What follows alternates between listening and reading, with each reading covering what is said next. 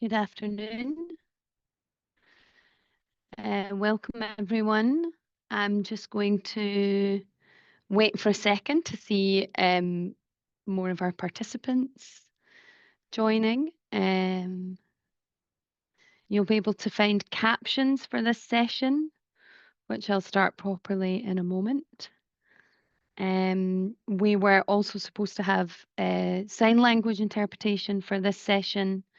So apologies, we've not been able to, we've had a cancellation for our BSL interpreters, which is unfortunate, but we are looking at ways to record this session in future with sign language interpretation. This session will be following a webinar format. I'm starting with some housekeeping before I explain who we are and why we're here.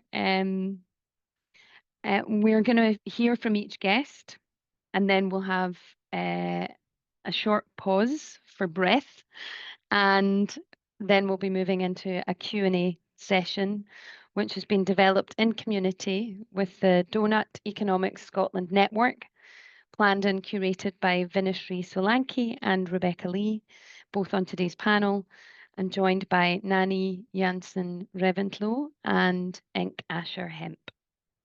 So my name is Kim Simpson. I use she, her pronouns. I also use they. I have no issue with they. And I'll be moderating this panel today on marginalised leadership, on climate and economic justice as part of Global Donut Days online. We hope to highlight the connections between global majority and disabled perspectives and climate justice work. So I am a pretty frazzled looking 42-year-old white lady.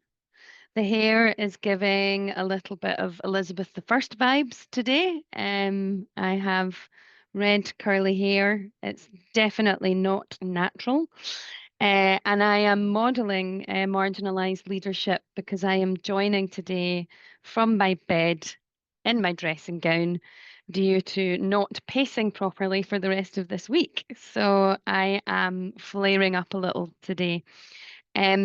I'm the head of Equalities, Diversity and Inclusion at Creative Scotland, which is the national funder for arts for Scotland.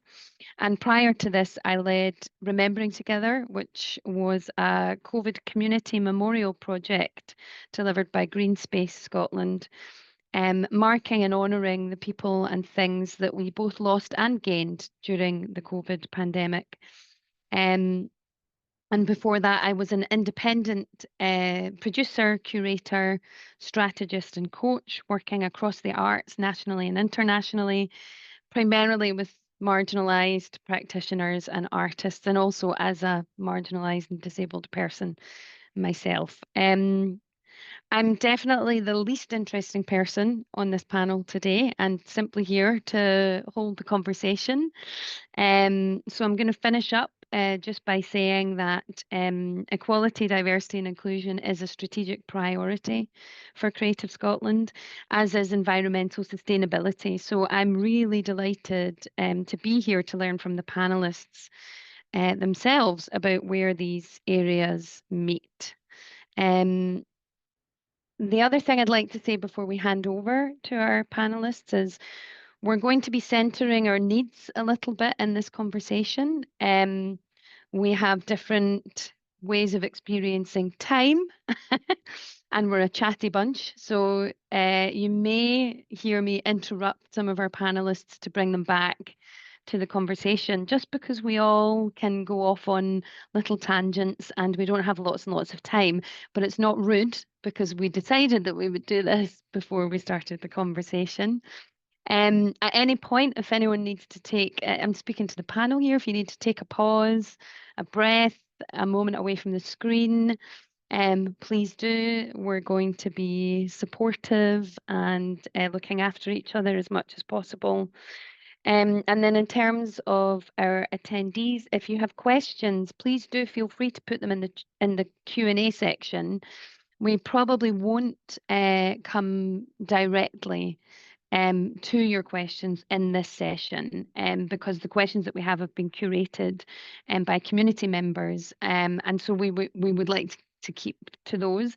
But if there are questions that are relevant to those areas, then I'll probably try and fold them in. And if not, then we will also have a conversation afterwards just by email to see if there's anything we would like to respond to from those questions as well.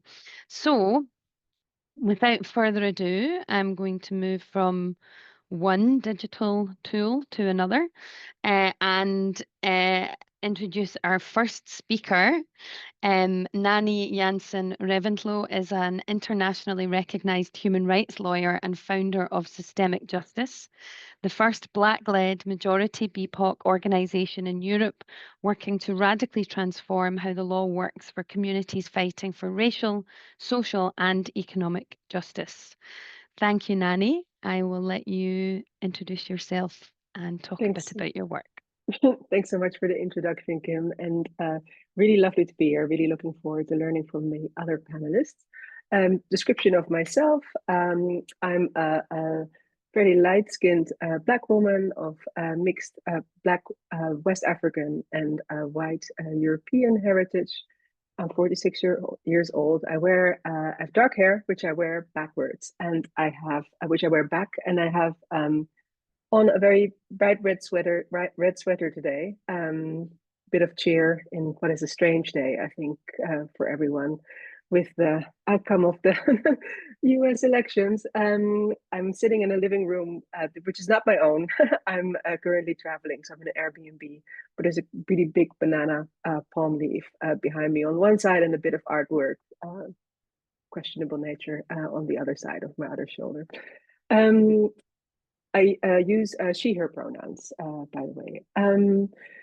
So what I'll speak about for the next few minutes is about our work at Systemic Justice and eco-ableism. And I will reference a Black, Indigenous and people of color perspective a lot, but I want to make sure to kind of like flag in advance that for us, this includes disabled people. We work intersectionally, so we look at all axes along which people are experiencing oppression. So just because I don't name everything every time, it doesn't mean that I'm not referencing those perspectives in that context.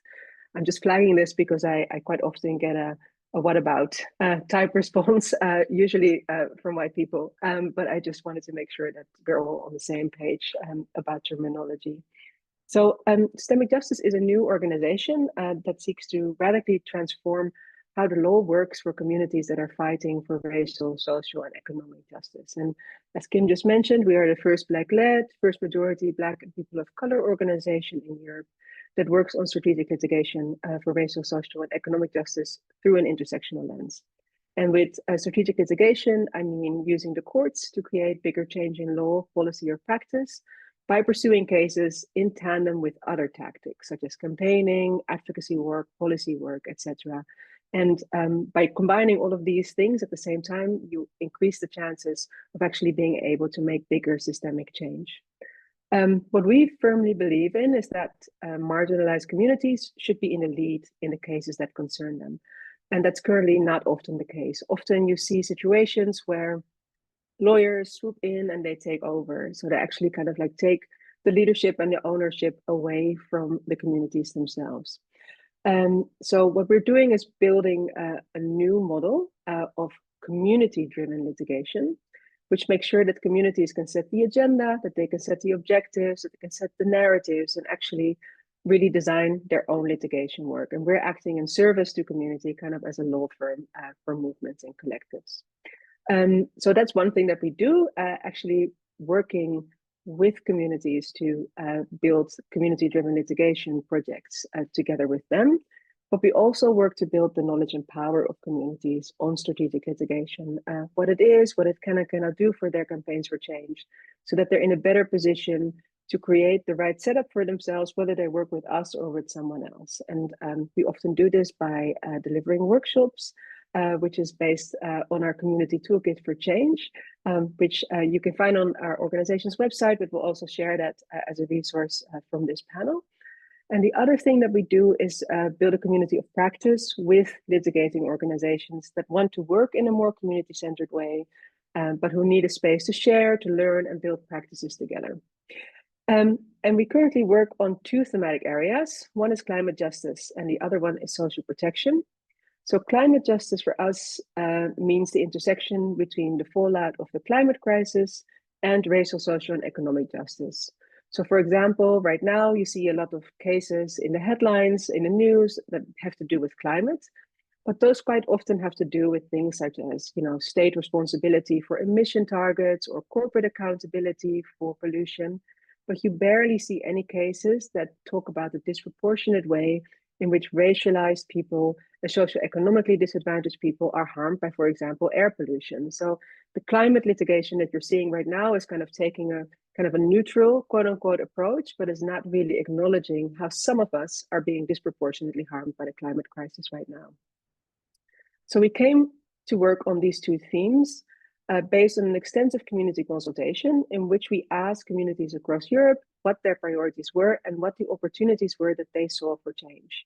And that consultation showed that both climate justice and social protection, we look at housing, at healthcare, at education. So basically all the areas where governments should be providing access to essential services, but is doing A, less and less so, and B, particularly not doing that when it comes to specific groups.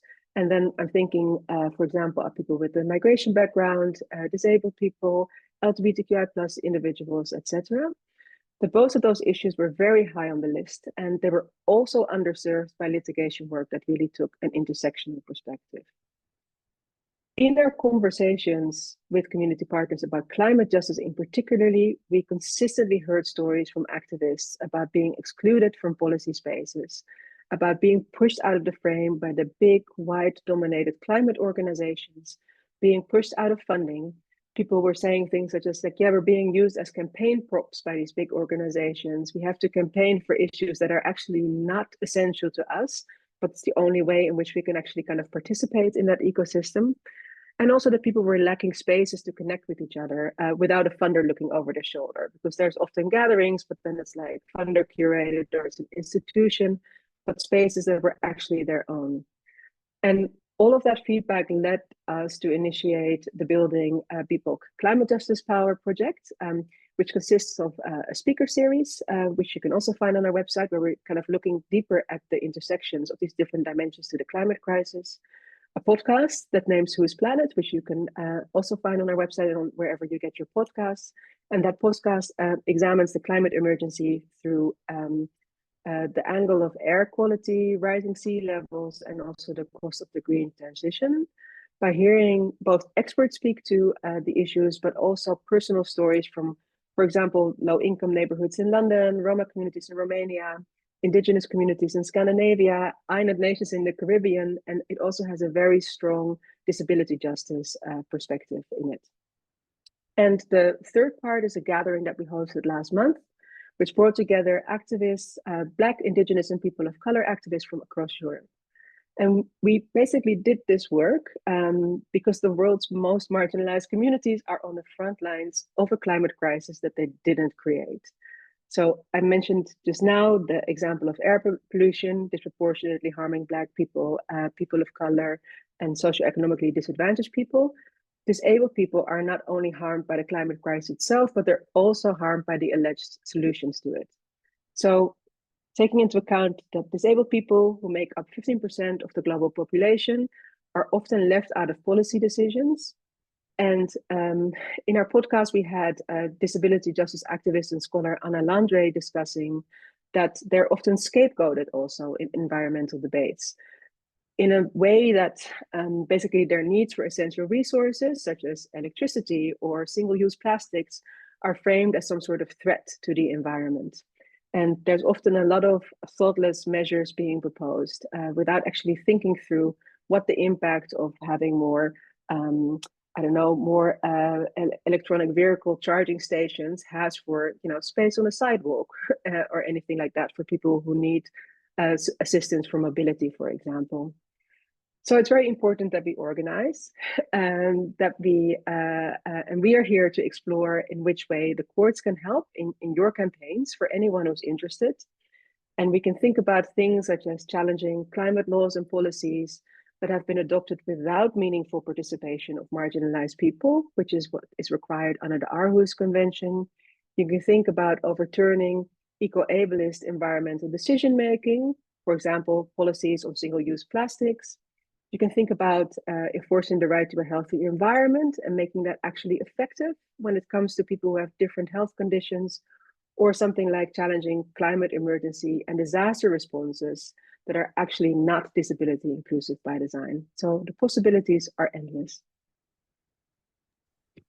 Thank you so much, Nani. So rich, so much to think about there. And we're already starting to see where those experiences are connecting, intersectional and also, you know, sometimes separated, marginalized communities. So thank you so much for that. We're going to come back with some questions after we've heard from the rest of the speakers.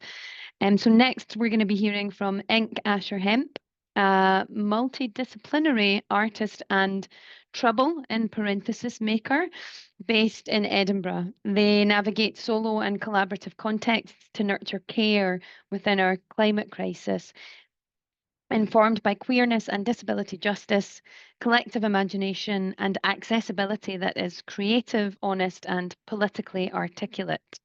Thank you for joining us, Inc. I will let you take the floor.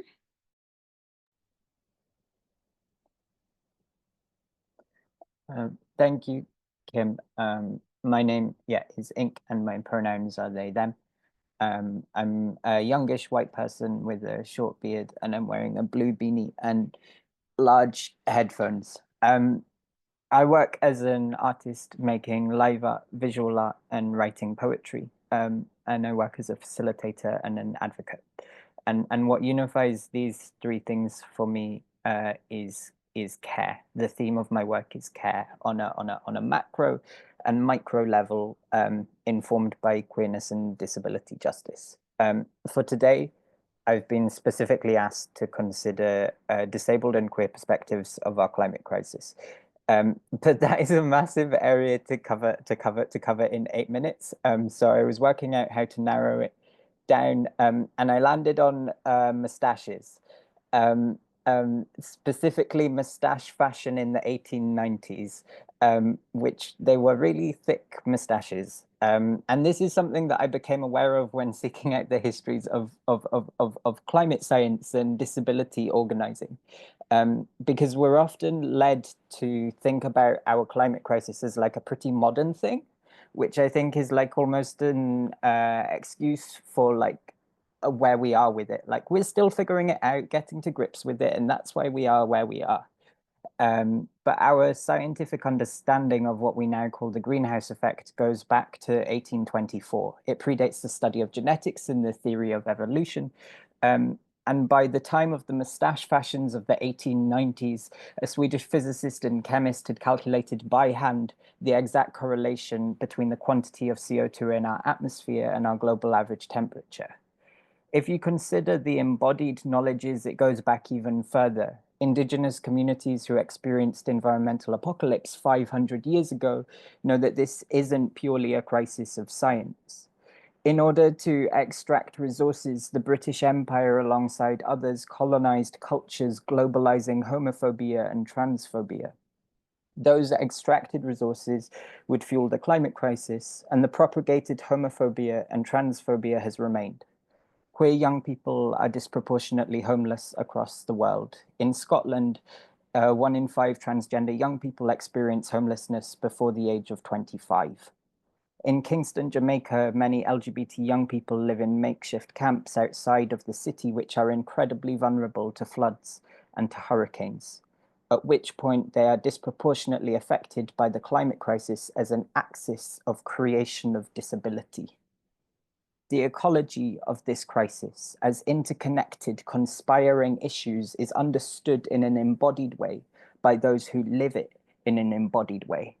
And any argument that this is purely a crisis of science, that all we need to do is change the quantity of CO2 we pump into the atmosphere, are quashed by the realization that we have had over 100 years to navigate this crisis with that scientific perspective as the compass, and we still haven't really gotten anywhere. Earlier, I said mustaches, plural, because there were two guys. There was Arrhenius, the Swedish physicist doing the climate science, and then there was Francis Magin, a deaf campaigner involved in establishing the British Deaf Association, again in 1890. The British Deaf Association being commonly thought of as the first example of disabled people organizing together. Now, I was looking at the work of Francis Magin when I was planning a workshop for some climate activists. I do quite a lot of work with youth climate organizers in Scotland, and I often used to wonder why, when the connections between the themes of climate and disability are so present, why are they still so separate and disparate in our organizing? In 2024, disabled people are less likely to be involved in climate organizing than our non-disabled counterparts, in part due to a lack of physical and informational access. But knowing what the barriers are doesn't answer why these barriers have continued to be replicated and persist. And that's what the workshop I was planning sought to address. Anyway, as part of my prep work, I printed off pictures of Arrhenius and Magin, and I put them on my table. And then I went and came back a few minutes later, and I couldn't remember which one was which, because their faces, and specifically their mustaches, were so similar.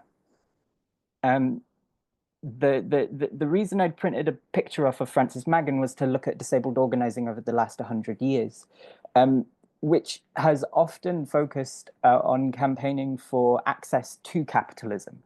Not all of it, but a lot of it, so like campaigns for buses to be more accessible, have predominantly argued that we need accessible public transport to go to work, to participate in capitalism, and to go shopping, again, to participate in capitalism, instead of thinking about how disabled experiences could inform the way we organize society.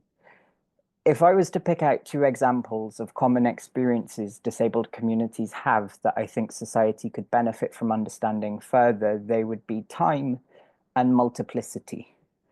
Disabled communities often have quite a specific relationship to time.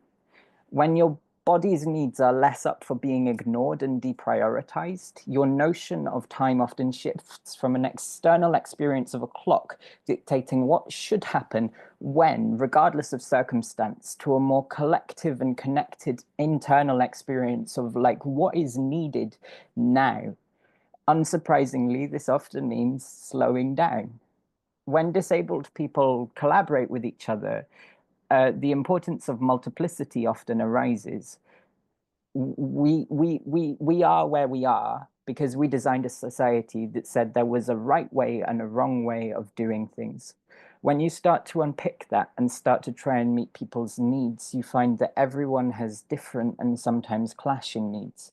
And so to make something accessible isn't to make one new way of doing things an accessible way. It's rather to make many coexisting ways that can occur together.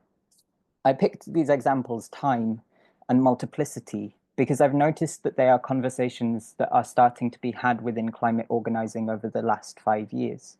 The conversation around climate and time being that if capitalism is a speeding up, then part of decarbonizing is a slowing down, a degrowth. And the conversation around multiplicity being that slowing down will look different for every community because it needs to meet the needs of the geography and the people and the animals and the plants that live there.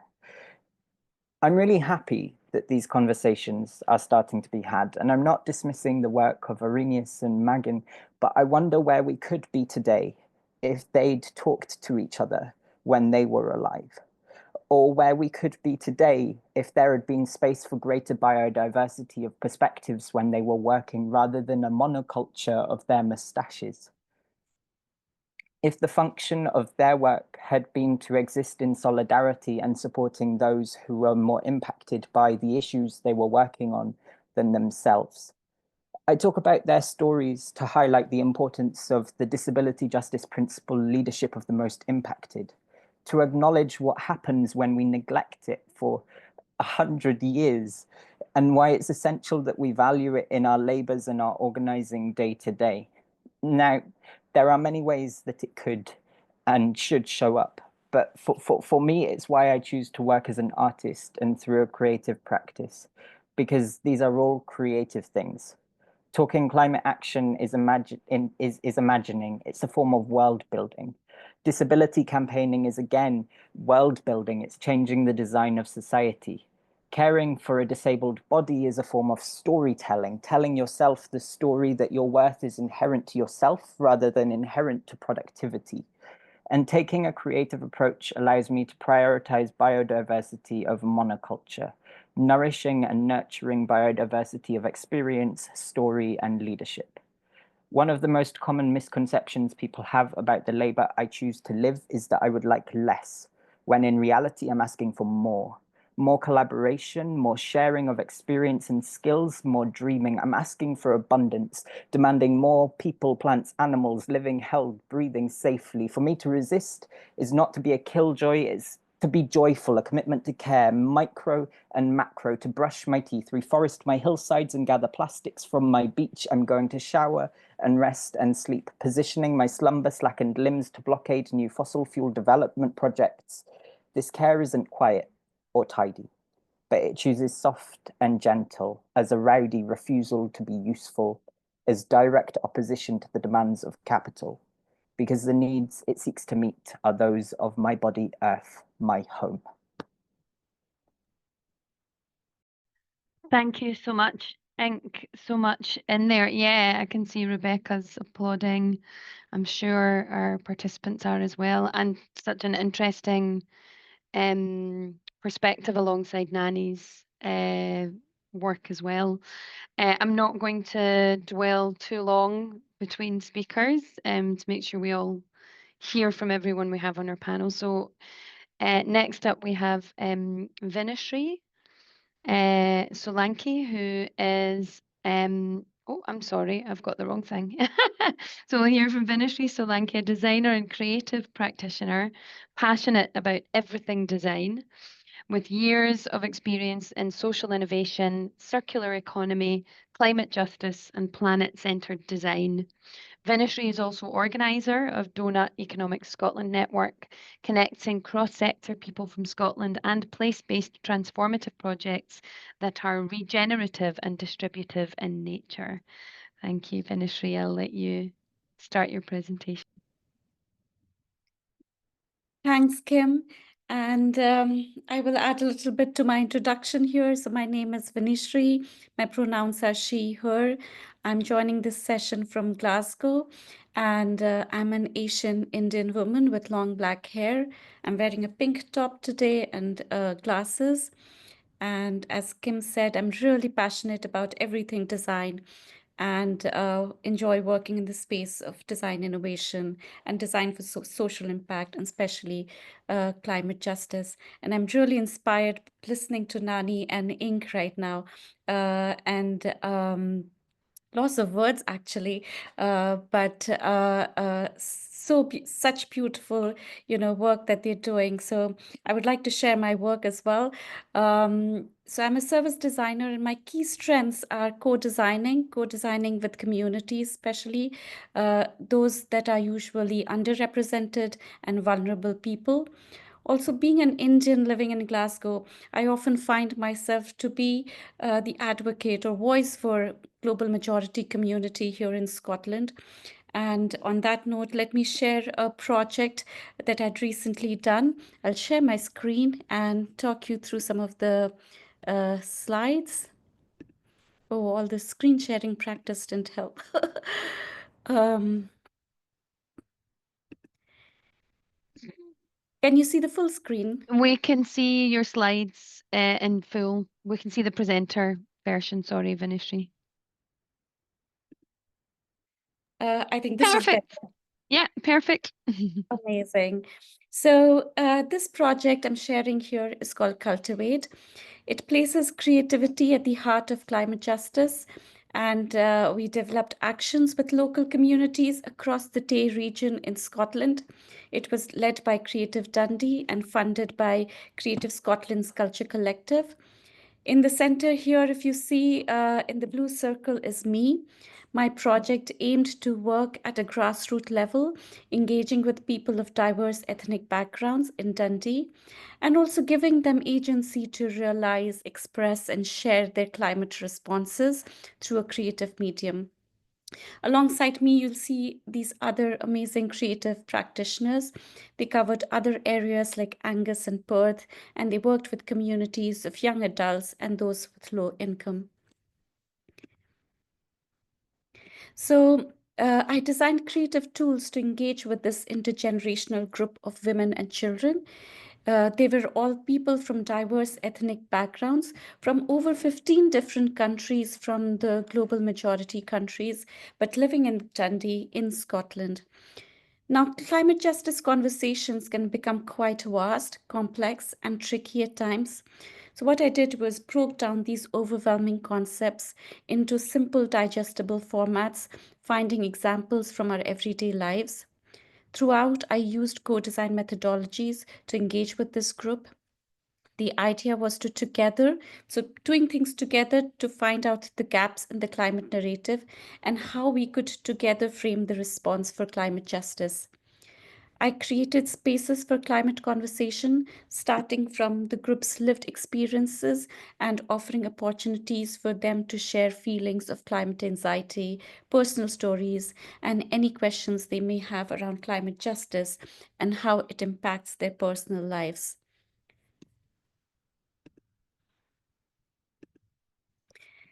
So I have background in product design as well as circular economy. So I explored the Sustainable Development Goals as SDG number 12, which is responsible consumption and production.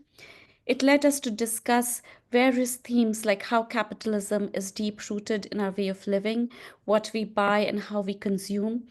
It has led to inequalities in the societies and people running after fast fashion or buy and throw away culture. As a group, we really dreamed of equality and empowerment of women. I also heard diverse voices, experiences, and actions. The stories shared within the group were intergenerational. So some shared things that their grandmom did or grandparents did to what their kids are doing right now. We spoke about cultural differences, lifestyle differences, culture of food. Yes, food was our universal language. We shared a lot through food. We spoke about the waste we created and how some of us are also trying our best to upcycle them. One prominent insight we found was how the language of climate was limited. Now, language other than English often lack an extensive vocabulary for discussing climate-related matters. This can be attributed to the fact that countries in the global south, climate change isn't always a primary concern. They continue to grapple with issues like poverty or scarcity of fundamental human requirements, political instability, big social issues, and more. So the conversation on climate change remains conspicuously absent from their everyday discussions. Conversations on power and privilege also emerged quite often in our workshops. We discussed inequalities, especially that women face, unequal distribution of wealth and power, even global north-south cultural differences that impacts carbon contribution. You must imagine here that these are women coming from countries from the global south and living in the global north. It reinstated the stark truth of how intertwined the social and environmental issues are, and how can we consider intersectionality in relation to ecology. My core idea for this project revolved around reimagining tomorrow. How might we collectively start thinking long term, be more speculative in our actions, and plan for future generations? As a family or a community, or even as a human, as Vinishri, we tend to foresee the future in the next 10 years or maybe 15 years. How can we extend it now to 30 years or more? So for reimagining that positive tomorrow, we need people to not only understand the nuances of climate change, but also embed it in their actions and day-to-day living. In this slide, the pictures that you see, I've particularly put together pictures of those women who really embraced that journey, really embodied the role of climate champions, amplifying the climate justice voice in their community, in their workplaces, as their social positioning, and even going back in their families. The project culminated in this beautiful, brilliant exhibition, which gave a representation to people who usually find themselves underrepresented. They felt empowered and, moreover, heard and appreciated. It was a celebration, through this exhibition. It allowed for a showcase of their ideas and creativities. As a group, they even raised questions and gave ideas for future making to the wider audience, especially decision makers, funders, and people in the position of power. Impact of this project can be measured through the lives and families it touched and how the group emerged as climate champions, taking a lead in their communities and really championing climate action in Dundee. I'm ever so grateful for working with this extraordinary group of humans, and as a designer, I've grown immensely in the process. A quote that really resonated with this group was by Bell Hooks. The quote says, "Rarely, if ever, are any of us healed in isolation. Healing is an act of communion." This quote beautifully emphasizes the importance of being in a community and how therapeutic our communities can be. Thank you so much. I'll hand it over to you, Kim. Thank you so much, Vinishri. Those words, reimagining a positive tomorrow and healing as an act of communion, are just reverberating in my mind now. Thank you again. And now we're going to hear from Rebecca Lee, whose practice addresses economic justice issues through accessibility, marginalised leadership initiatives, and design justice. Rebecca is an invisibly disabled, prize-winning design researcher, accessibility lead, and universal recognition movement founder. And the universal recognition movement is a global accessibility positive movement led by disabled creatives, unlocking the power of accessibility to create services, environments, and products that are fit for our future. Thank you so much, Rebecca. I will hand over to you. Thanks, Kim. Just bear with me while I share my screen.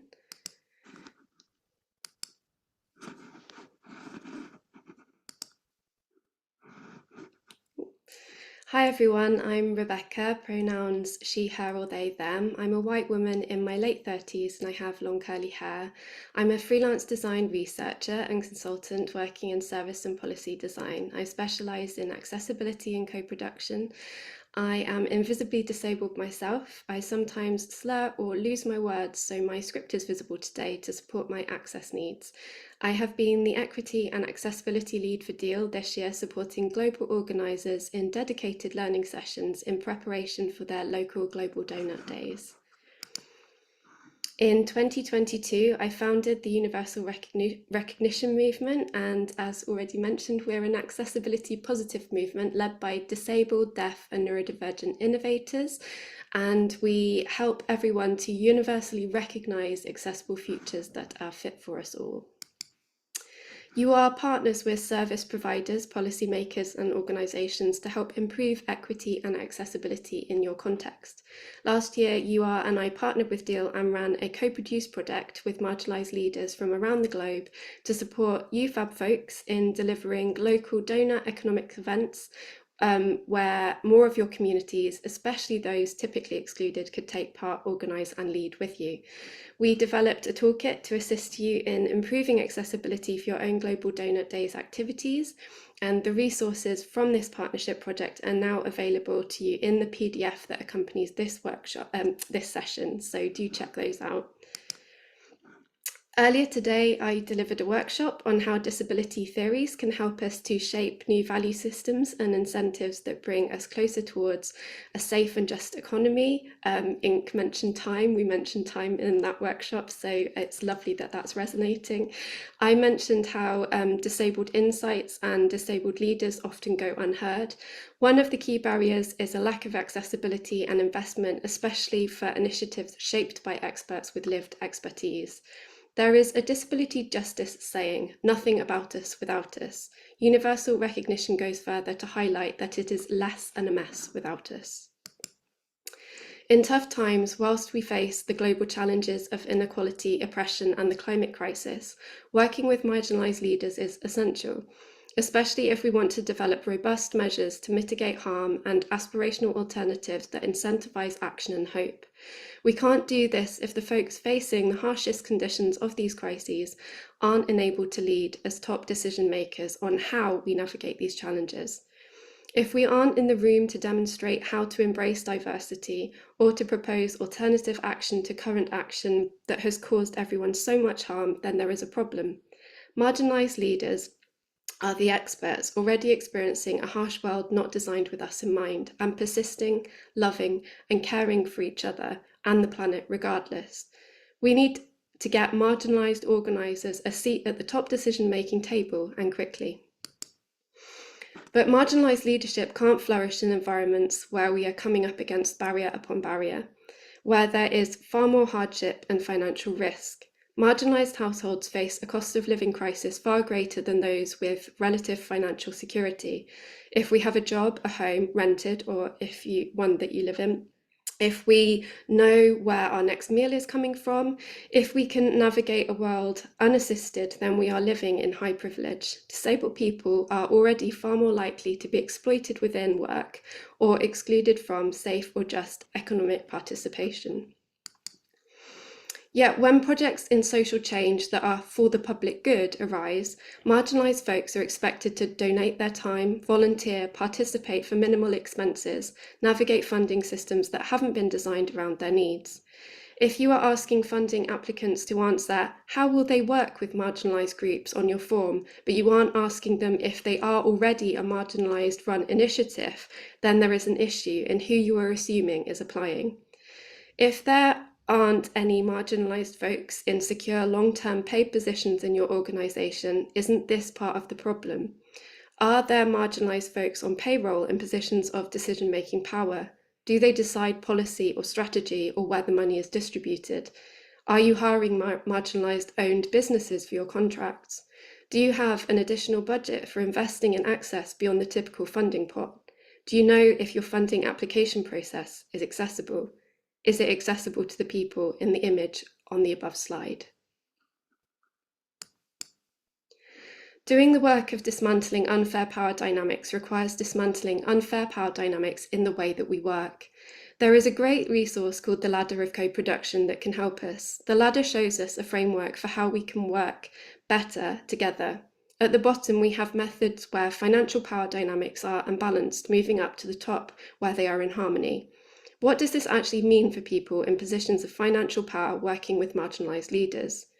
In doing two, we have folks in positions of power try to correct what they believe is wrong with people.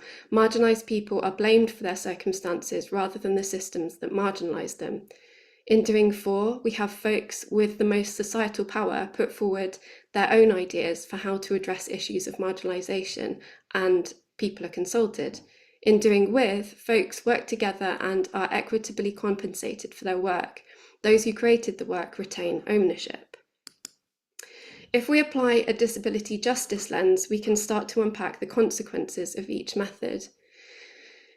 The doing two approach could be an example of ableism or discrimination, i.e. folks in positions of power try to coerce marginalised people who they view as lesser. Marginalised folks might in response internalise shame about neutral or positive aspects of themselves, such as their disability.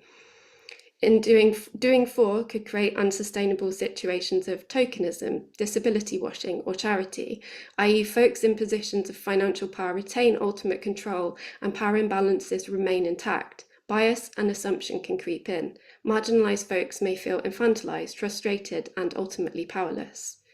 Doing with provides huge scope and potential for disability and design justice, i.e. folks in positions of financial power hand over that power and share it equitably. There is scope for marginalised folks to co-lead or independently lead. Typically excluded communities are financially compensated for their work. This can be liberating and enables investment in needed marginalised leadership. We need a new model for philanthropy and investment that is accessible, that doesn't wait for folks to apply, to be experienced, or to already be in the room. We need philanthropy that seeks folks out where they are already doing the grassroots work. We need philanthropy that invests and resources marginalised leaders, because this is an investment that would plant the seeds of a world wealthy in equity and fairness, where we can all resiliently flourish and courageously face the challenges that we are up against. Now, my contact details are in today's resources if you would like to connect and collaborate with us towards this effort. And I will now stop sharing and hand us back to Kim. Thank you so much, Rebecca. You also get a gold star for being the only person who delivered your presentation completely in time. In fact, there's the alarm going off right then. May I suggest that we just take a moment to have a few breaths and gather ourselves after all of those incredible reflections from our panelists and speakers. I know that I will be really reflecting on everything that you've all said in this session, and just so fascinating to hear all the different perspectives and angles that you've taken, and starting to see those links as well. So for ourselves and also for the participants, we're just going to take a minute or two. We'll wait till Rebecca comes back. And I'm just going to sit quietly and breathe. And I hope you'll do the same.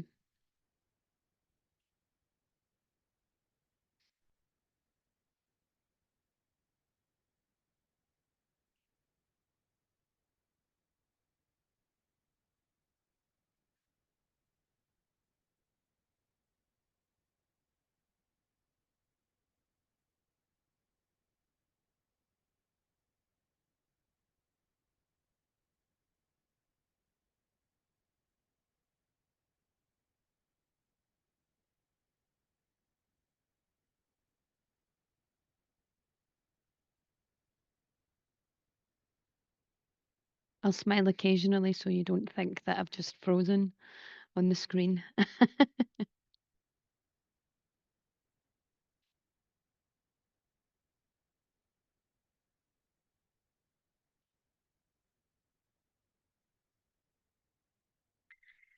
I think the things that are floating around my mind after hearing all that is this idea of disproportionality.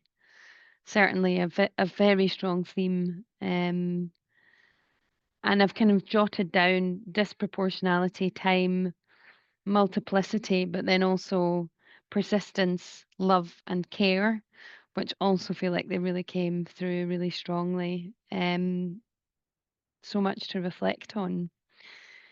The next part of our hi Rebecca. The next part of our time together, we're going to move to a Q&A session. As I said earlier, do feel free to pop questions in the chat, and if we can fold them in, we will, but we will be focusing on the questions that were developed by members of the Donut, I've forgotten the name of it, Network Scotland. And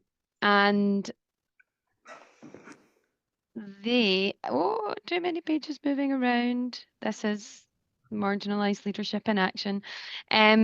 So the first question that I guess what we're moving to now is, from hearing about all of the work that you're doing and the fact that you're all coming to this space with your own lived experiences of marginalisation in some way. This next part is really focusing on some of the ways that we exist in this world of climate justice. So the first question, and I think we'll come to you first, Nani, if that's okay, is how do you look after yourself when leading in a space that might also make you vulnerable personally? This is an excellent question to which I do not have an excellent answer, I should say in advance. So I'm not brilliant at taking care of myself. I'm particularly not brilliant in making sure that I pace myself and that I take enough time out. I still very much kind of like feel the the need to kind of keep on going, to kind of like do the work and so on.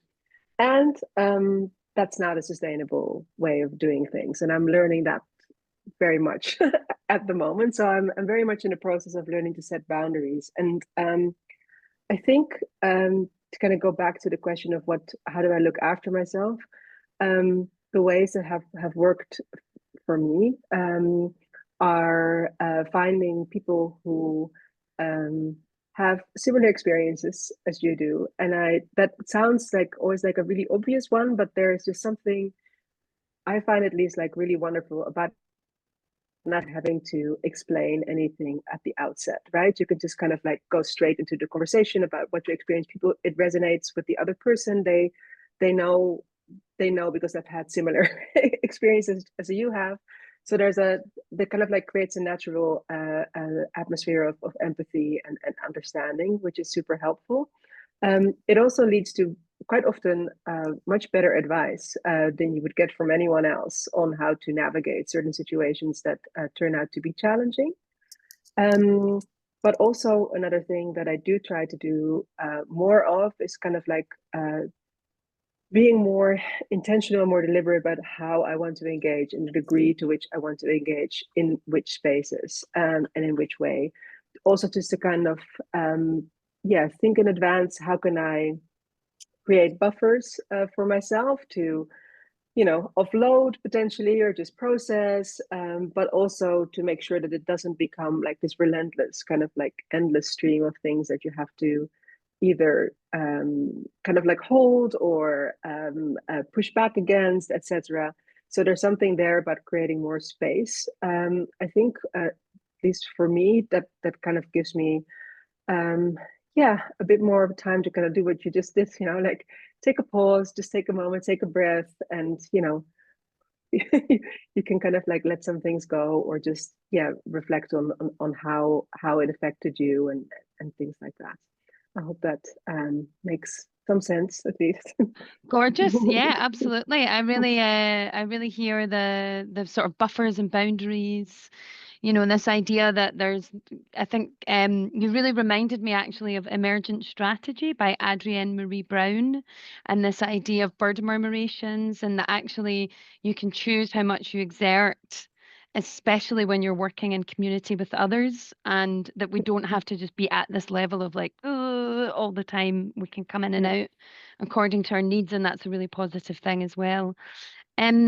I wonder, can I come to you, Rebecca, with the same question? I'm just working my way along my screens. So Rebecca, and then Ink, and then Vinishri on this question, if that's okay.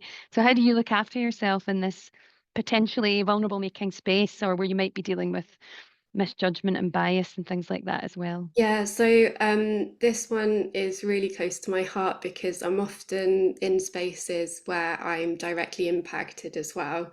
And you have to, I think it's about how we navigate relationships with each other and the people that we're working with.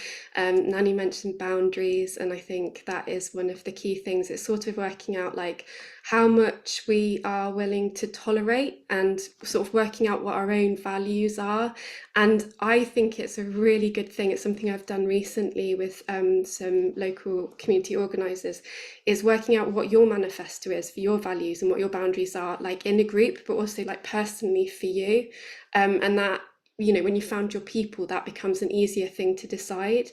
And I also think when you're working in relationships, when you're in these spaces where you're vulnerable and there are people outside of your experience who you're working with, it's around folks' willingness to learn. And that can be kind of a litmus test for whether that institution or those folks in decision-making power kind of deserve your time and expertise. Because if they're not flexible and they're not willing to learn, then that's a bit of a red flag. If there's, if it's kind of bordering on, making too many mistakes and not being, willing to think of things from different people's perspectives, then that can kind of border on abuse. I mean, we need to be really open to people's learning journeys, and I think it's quite clear when people are trying, and when it's a effort that everyone's trying to work on together. But yeah, when it borders on it's happening too many times, there's something wrong there. It's not quite right. And lastly, like another really big one for me, and it kind of goes back to what I was saying earlier in my presentation, is that if we're being asked to educate others, so in institutions or organizations, don't take on work that isn't being paid for, because it should be a bit of a hard line, because in a donut economy, your financial security and safety should be part of your self-care, because if it's precarious, you can't look after yourself. And I think often, we want to educate, we want to be understood, so we can give a bit too much sometimes. And actually, I think it's about, as a network or a group or a community kind of going, no, hang on a minute, that institution has money and it should be paying people for what is essentially your expertise. And also, don't take on huge problems individually, because we can't do that, and that's massive. So trying to share it amongst a group so we can work on things together, address issues together. I think that's a really massive one for me. Yeah, I really relate to lots of what you were saying there. Sorry, I'm getting some funny feedback. Particularly around, well, I was really hearing this sense of being reflective and tuned into yourself, and when you're going over what you can actually realistically offer something, and that need for something in return, and sort of that willingness to learn, that openness. So that's probably an invitation for everybody listening. In what ways can we be open and learning in these environments? Ink, can I come to you on the same question? Thank you. I think I'd like to take the thread of being deliberate about the spaces we engage in and take that a bit further. Please do. There was something that I was taught or offered years ago in climate organizing and activism-y spaces around theories of change. And I can't remember the words they used, but what I've remembered the concepts as is if you want to really simplify it down, you have three categories of reform, deconstruct, and building alternatives. So you have campaigns or projects that seek to reform the status quo, you think of it as working from the inside, and then you have projects that are outside of that and are trying to deconstruct them and bring them down. And then you have projects that are just ignoring the status quo and are doing their own thing, building their alternatives, getting on with it, so that then if these are gone, then there's something left for us to work with. And what comes along with this idea is that none of these work on their own. They all need each other to make change. And I'd applied this often to the campaigns I was involved in, but not so much to the work I was doing, the paid work I was doing. And then one day I was like, oh wait, the paid projects I do in the arts, they fit into these categories too. And often there's a disparity between the levels of, you can trace the levels of funding that projects get. Reform projects often get quite a lot more money, but will be less radical, and dividing the work I do into these categories allows me to be more strategic in terms of I might need to do a reform project so I can pay my rent. But alongside that, I need a project that's building alternatives so that my heart is functioning. And that means that when I go into those spaces, then I know why I'm there as well. And allows me to be there with a bit more. I'm not asking it to give me everything. I'm only looking to get that part of it out of it. So I think that's really helped me. Yeah, it's a really beautiful way of thinking about it, actually, Ink, because there's something about we live in the world that we live in, and we want to create the world that we are going to live in. But there's a reality that we're in at the moment, and finding a way to exist in that reality without feeling like you're completely compromising yourself. A really powerful reflection. Thank you. And last but not least, Vinny, what would you say in terms of caring for yourself when you're working in this space? Yes, thanks, Kim. And thanks, Inc. I really like your advice. And I think, and just to add here, these questions put to the panel were created by members of Universal Recognition Movement that Rebecca leads. And they will be really happy because they had asked these questions, and they would be really happy to listen to Inc. your response and take so much from that. Coming back to the question, I think I agree with what Nani said and Rebecca said. It's all about pausing and reflecting. It is also not carrying that emotional burden of the project, but to add something to what Rebecca and Inc. already said about funding of the project. I think an example I can share here is about a project which Kim, you had introduced me to, was the Remembering Together project, where we were designing a COVID memorial. So we were working with the community groups and talking about COVID. And at that time, COVID was still going on, the pandemic was still on, and we had very difficult conversations with people who had lost family members or were really going through loss in different ways. So in projects like that, although the budgets are tight, if we can, fit in the support structure. So for example, in that project, we had a counselor by our side. So along with me in the workshops, a counselor would be there to support not only me, but also the community members, or just being there in that space helps shows that the support is already available and people have access to it. So building those kinds of support structures within the project or the budget of the project really helps in caring for ourselves and also for our community.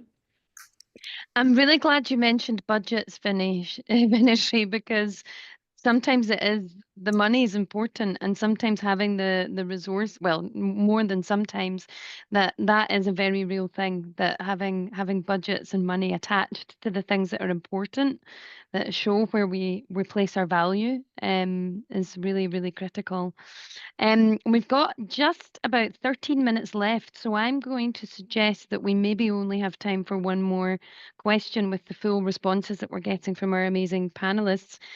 So I was wondering, there's one question here that I wonder. I thought it was quite interesting because the question is, you all come from marginalised backgrounds. How did you get into this work and roles with decision-making power? And one of Ink's immediate responses was he was wondering about the notion of leadership being conflated with employed roles. And I just thought that was really interesting because personally, I see leadership as something that can emerge from lots of different places. So I wonder if we could ask that question. You've come from particular perspectives, and you all have a different role in terms of decision making, and leadership perhaps is the kind of thing I'm thinking about there.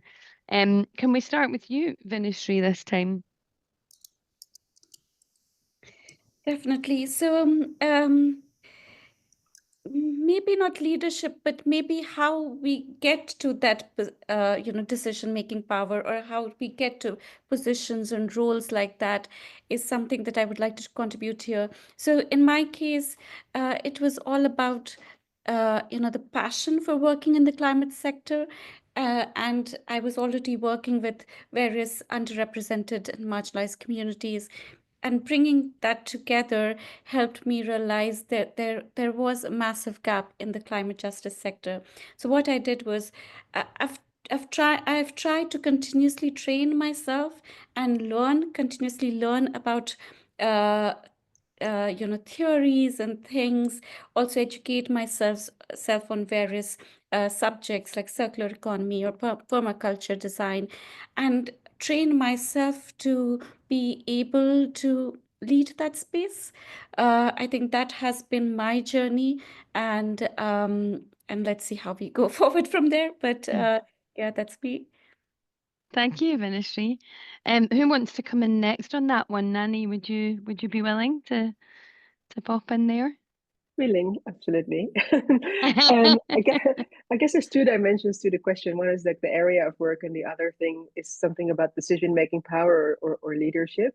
So the thematic kind of like side of things, that's basically just because we work in service to community, and this is where the community consultation process took us to climate justice and to social protection. So we followed that lead, and we saw that opportunity that I was talking about earlier to create spaces and to build BIPOC power on climate justice, and just hope that by facilitating those exchanges, more will spring from that, and that's essentially what we're hoping.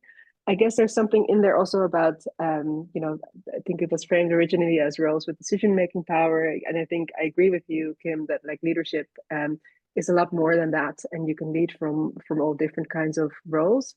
I think that there is a combination in there about indeed like continuous curiosity and always wanting to learn and always wanting to kind of do new things.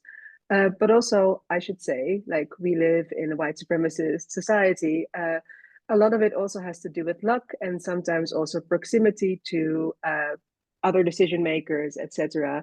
I think the degree to which you are perceived as someone who's going to challenge things too much or not also has a big role to play there. So I do think that it's important to name that.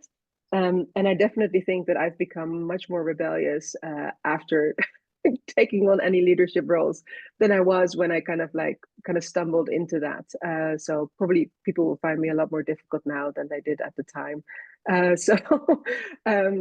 just want to just put that on the table as well, because we all operate in this system, and I like to move away from the idea that it's just if you're talented and driven, you can just kind of go anywhere. It's just not true. Thank you so much for saying that as well, Nani, because I do think that needs to be named, and it's certainly something I can see that I've benefited from as well personally in terms of my own role and the work that I do. It's a lot about other people kind of being on board with it and supporting and all the rest of it. And also, I'm disabled, but I am also white, and I understand that that's a huge privilege. Weirdly, I also have height privilege because I'm like 6 foot tall. So this does actually help me in a lot of environments. Kind of strange, but anyway. Rebecca, would you like to come in on that one? How you got there? What brought you to it, and your decision-making role within this work as well?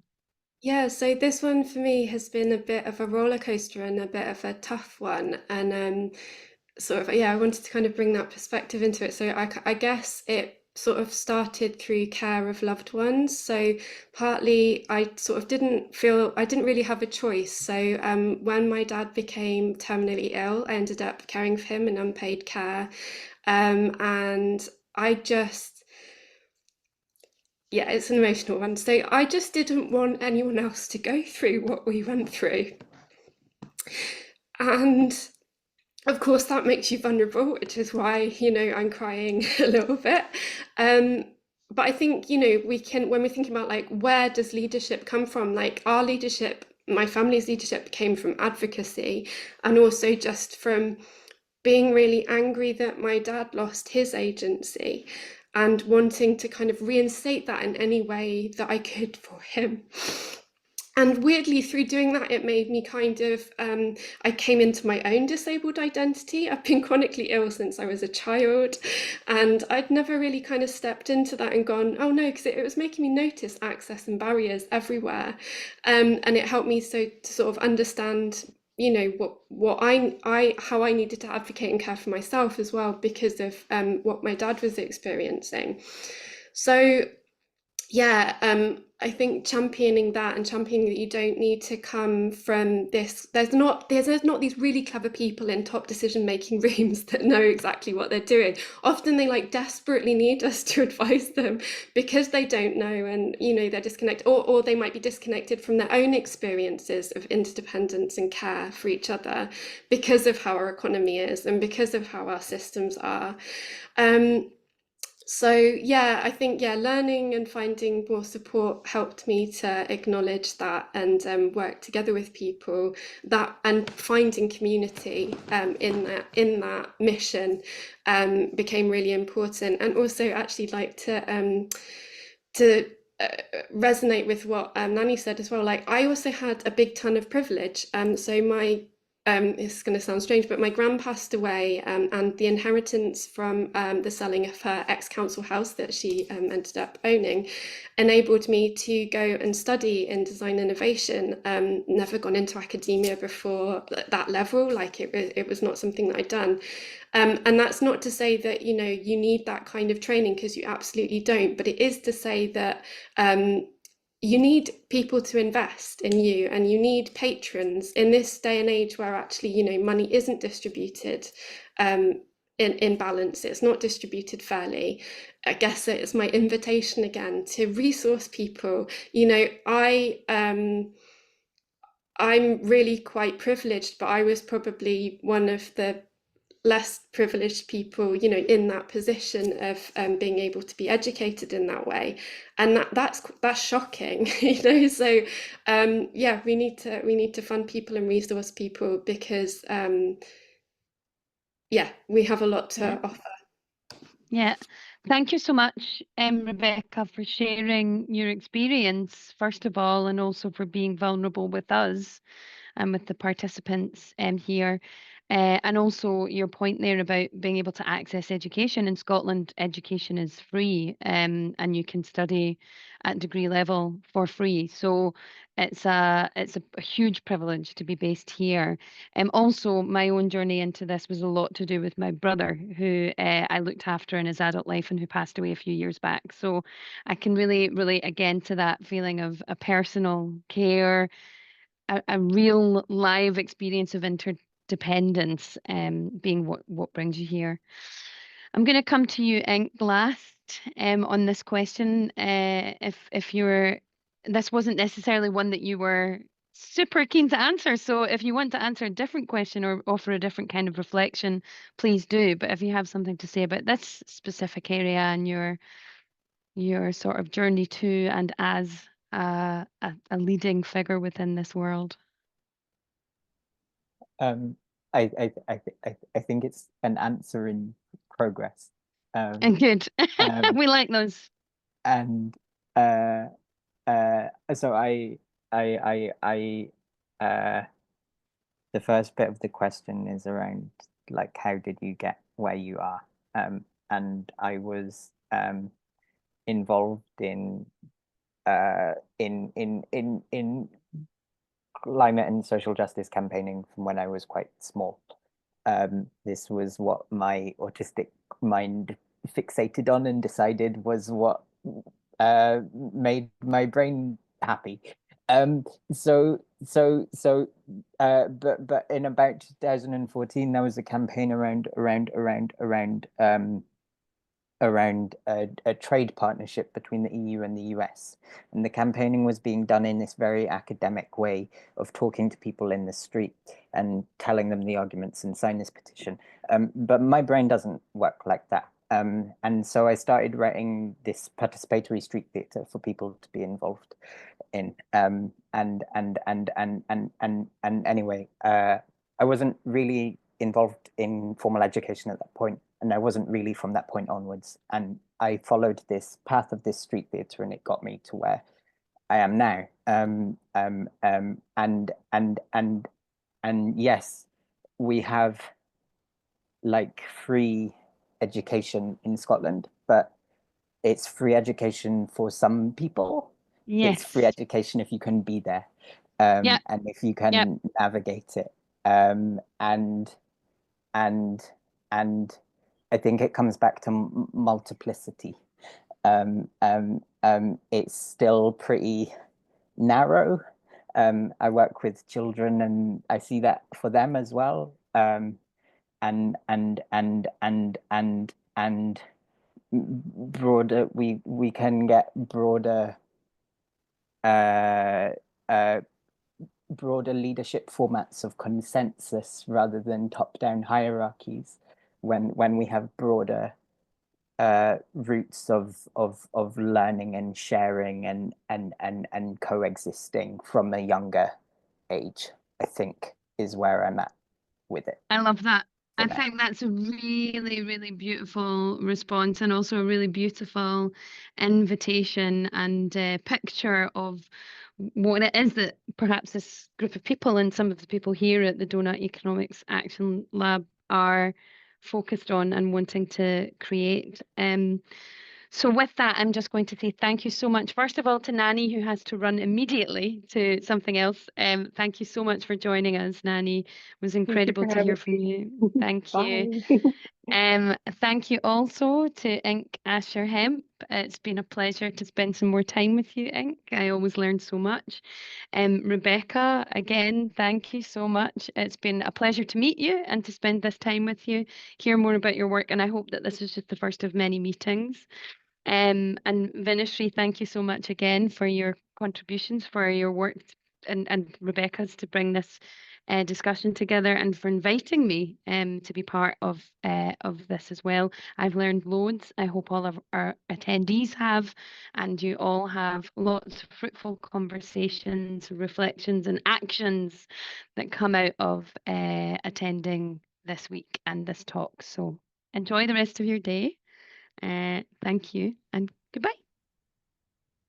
Thank you. Bye-bye.